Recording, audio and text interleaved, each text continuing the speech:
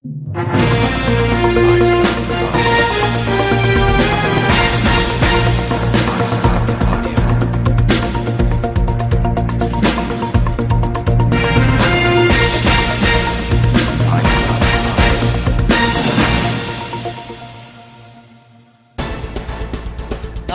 പ്രവാസി ചർച്ചാവേദി ഗ്രൂപ്പ് ന്യൂസിലേക്ക് സ്വാഗതം. ഗ്രൂപ്പ് ന്യൂസിൽ നിങ്ങളോടൊപ്പം ഞാൻ നൌഷാദ് അച്ചാട്ടേൽ, എന്നോടൊപ്പം സാങ്കേതിക സഹായങ്ങളുമായി സുധീർ മന്നിങ്ങയിൽ. ആദ്യം പ്രധാന വാർത്തകളിലേക്ക്.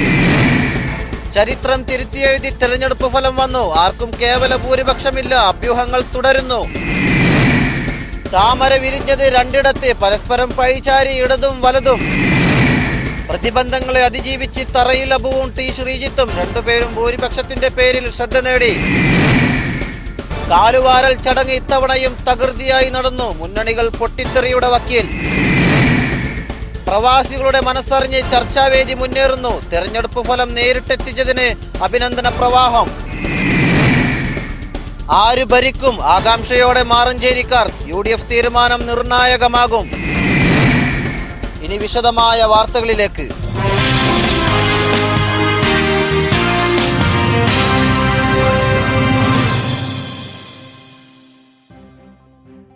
മാറഞ്ചേരിയുടെ രാഷ്ട്രീയ ചരിത്രം മാറ്റിയെഴുതിക്കൊണ്ട് തെരഞ്ഞെടുപ്പ് ഫലം പുറത്തുവന്നു. 19 വാർഡുകളിൽ നിന്ന് LDF 9ഉം UDF 8ഉം BJP 2 സീറ്റുകൾ വീതം നേടി. LDFന്റെ പല ശക്തി കേന്ദ്രങ്ങളിലും മുന്നേറ്റം നടത്തി UDF വോട്ട് ബാങ്ക് ശക്തിപ്പെടുത്തിയപ്പോൾ UDFന്റെ സിറ്റിംഗ് സീറ്റ് പിടിച്ചെടുത്ത് LDF കരുത്തുകാട്ടി. LDFന്റെ സിറ്റിംഗ് സീറ്റായിരുന്ന 4ാം വാർഡും 15ാം വാർഡും പിടിച്ചെടുത്തുകൊണ്ട് ചരിത്രത്തിലാദ്യമായി BJP മാറഞ്ചേരിയിൽ താമര വിരിയിച്ചു.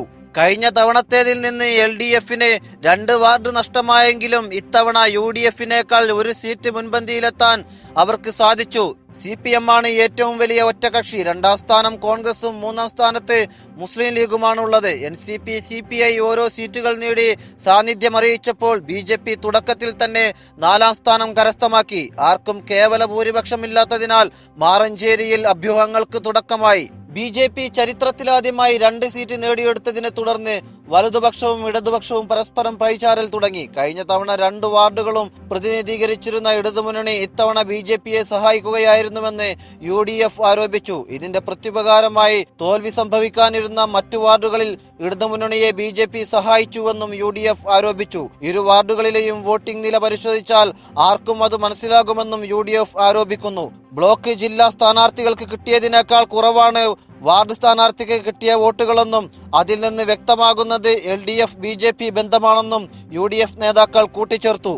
എന്നാൽ UDFന്റെ ആരോപണത്തെ എതിർത്തുകൊണ്ട് LDF രംഗത്ത് വന്നു. അധികാരം നേടിയെടുക്കാൻ വേണ്ടി 2 വാർഡുകളിൽ ഇടതുപക്ഷത്തെ പരാജയപ്പെടുത്തുകയും BJPയെ സഹായിക്കുകയുമാണ് വലതുപക്ഷം ചെയ്തതെന്ന് LDF തിരിച്ചടിച്ചു. 2 വാർഡുകളിലും UDF 3ാം സ്ഥാനത്തേക്ക് പോയത് അതുകൊണ്ടാണെന്നും എവിടെ ചെങ്കൊടി താഴുന്നുവോ അവിടെ കാവിക്കൊടി ഉയരുമെന്നും അതിന് സഹായിക്കാൻ വലതുപക്ഷം കൂട്ടുനിൽക്കുകയാണെന്നും LDF ആരോപിച്ചു. മതേതര ജനാധിപത്യ വിശ്വാസികൾ ഉണർന്നു പ്രവർത്തിക്കേണ്ട സാഹചര്യത്തിലാണ് ഇന്ന് നാം എത്തി നിൽക്കുന്നതെന്നും അതിനാൽ വർഗീയതയെ തുരത്താൻ യുവജനങ്ങൾ മുന്നിട്ടിറങ്ങണമെന്നും ഇരു മുന്നണികളും പ്രവാസി ചർച്ചാവേദിയിലൂടെ ആഹ്വാനം നൽകി. മാറഞ്ചേരിയിൽ തെരഞ്ഞെടുപ്പ് ഘട്ടത്തിൽ ഏറെ ശ്രദ്ധയാകർഷിച്ച വാർഡുകളായിരുന്നു 10, 11. ഇരു വാർഡുകളിലും പണാധിപത്യം പിടിമുറുക്കുന്നുവെന്നതായിട്ടുള്ള ആരോപണങ്ങളുണ്ടായിരുന്നു. വർഗീയ ചേരിതിരിവുണ്ടാക്കി വോട്ട് നേടാനുള്ള ശ്രമം കൂടി 10ാം വാർഡിലുണ്ടായിരുന്നു. ഈ 2 വാർഡുകളിൽ നിന്നും പ്രതിബന്ധങ്ങളെ അതിജീവിച്ചുകൊണ്ട് വിജയികളായത് ശ്രീ ടി ശ്രീജിത്തും ശ്രീ തറയിൽ അബുവുമായിരുന്നു. 10ാം വാർഡിലെ UDF സ്ഥാനാർത്ഥിയായിരുന്നു ടി ശ്രീജിത്ത്. 11ാം വാർഡിലെ LDF സ്ഥാനാർത്ഥിയാണ് തറയിൽ അബു. പഞ്ചായത്തിലെ ഏറ്റവും മികച്ച ഭൂരിപക്ഷം നേടിയ സ്ഥാനാർത്ഥി ശ്രീജിത്തും ഏറ്റവും കുറഞ്ഞ ഭൂരിപക്ഷം നേടിയ സ്ഥാനാർത്ഥി അബുവുമാണെന്ന പ്രത്യേകതയുമുണ്ട്. ശ്രീജിത്ത് 338 വോട്ടുകൾക്കും അബു 1 വോട്ടിനും എതിർ സ്ഥാനാർത്ഥികളെ പരാജയപ്പെടുത്തി. 11ാം വാർഡിലെ 1 വോട്ടിന്റെ ഉടമസ്ഥാവകാശം ഉന്നയിച്ചുകൊണ്ട് പലരും മുന്നോട്ട് വന്ന കൗതുകകരമായ കാഴ്ചയും മാറഞ്ചേരിയിലുണ്ടായി. വോട്ട് ചെയ്യാനായി ഖത്തറിൽ നിന്നെത്തിയ ഷമീറാണ് വിജയശില്പി എന്ന് CPM അവകാശപ്പെട്ടു. എന്നാൽ കാലങ്ങളോളമായി UDFന് വോട്ട് ചെയ്തിരുന്ന പ്രായമായ വോട്ടറുടെ ഓപ്പൺ വോട്ട് ഇടതുപക്ഷത്തിന് ചെയ്യിച്ചതാണ് പരാജയ കാരണമെന്ന് UDFകാരും അഭിപ്രായപ്പെട്ടു. ഇതിന്റെ ദൃശ്യങ്ങളും പുറത്തു വന്നിരുന്നു. ഇതൊന്നുമല്ല, UDFന്റെ സ്ഥാനാർത്ഥിയുടെ സഹോദരൻ 3ാം തീയതി ഗൾഫിലേക്ക് തിരിച്ചുപോയതും 2 UDF വോട്ടർമാർ അപ്രതീക്ഷിതമായി ആശുപത്രിയിൽ അഡ്മിറ്റായതുമാണ് LDFന്റെ വിജയകാരണമെന്നും UDF കേന്ദ്രങ്ങൾ പറയുന്നു. പ്രവാസി ചർച്ചാവേദിയിൽ അബദ്ധത്തിൽ ഷെയർ ചെയ്യപ്പെട്ട ഒരു വോയിസ് ക്ലിപ്പാണ് എല്ലാം തകിടം മറിയാൻ കാരണമെന്ന് 11ാം വാർഡിലെ ചില നിഷ്പക്ഷരായ വോട്ടർമാരും അഭിപ്രായം രേഖപ്പെടുത്തി. പല വാർഡുകളിലും മുൻകാലങ്ങളിലെ പോലെ കാലുവാരൽ തകൃതിയായി നടന്നിട്ടുണ്ടെന്ന് രാഷ്ട്രീയ നിരീക്ഷകരും വിവിധ രാഷ്ട്രീയ പാർട്ടി പ്രവർത്തകരും ആരോപണം ഉന്നയിച്ചു. 15ാം വാർഡിൽ CPIയെ CPM കാലുവാരിയെന്നും മറ്റിടങ്ങളിൽ CPIയെ ഒതുക്കിയെന്നും ബ്ലോക്ക് ജില്ലാ പഞ്ചായത്ത് സ്ഥാനാർത്ഥികളെ തോൽപ്പിക്കാൻ CPM ശ്രമിച്ചുവെന്നുമാണ് CPIക്കാരുടെ ആരോപണം. 10ാം വാർഡിൽ NCP സ്ഥാനാർത്ഥിയുടെ പരാജയത്തിന് പിന്നിലും CPMന് പങ്കുണ്ടെന്നാണ് NCP കേന്ദ്രങ്ങളുടെ വിലയിരുത്തൽ. 9ാം വാർഡിലും 11ാം വാർഡിലും CPIനെ ചതിച്ചുവെന്നാണ് CPMന്റെ നിഗമനം. 11ാം വാർഡിൽ വാർഡ് സ്ഥാനാർത്ഥിയേക്കാൾ ലീഡ് ബ്ലോക്ക് ജില്ലാ സ്ഥാനാർത്ഥികൾക്കുണ്ടായിരുന്നു. 7ാം വാർഡിലും 15ാം വാർഡിലും കോൺഗ്രസ് കാലുവാരി എന്നാണ് മുസ്ലിം ലീഗിന്റെ പരാതി. തെരഞ്ഞെടുപ്പ് കാലത്ത് ഏറെ വിവാദമായ വാർഡുകളിലൊന്നാണ് 7ാം വാർഡ്. അവിടെ ലീഗ് സ്ഥാനാർത്ഥി 251 വോട്ടുകൾക്കാണ് പരാജയപ്പെട്ടത്. ലീഗിന്റെ മുതിർന്ന നേതാവ് N അബൂബക്കറിനെ 3ാം സ്ഥാനത്തേക്ക് തള്ളിയിട്ടത് കോൺഗ്രസ് ആണെന്ന് ലീഗ് പ്രവർത്തകർ ആരോപിക്കുന്നു. കൂടെ നടന്ന് കോൺഗ്രസ് വഞ്ചിച്ചുവെന്ന് MSF പ്രവർത്തകർ പരസ്യമായി പറഞ്ഞിട്ടുണ്ട്. ഒറ്റയ്ക്ക് നിന്നാലും 3 സീറ്റ് നേടാൻ കഴിയുമെങ്കിൽ പിന്നെ എന്തിനാണ് UDF സംവിധാനത്തിൽ മത്സരിക്കുന്നതെന്ന് യൂത്ത് ലീഗുകാർ നേതൃത്വത്തോട് ചോദിച്ചു.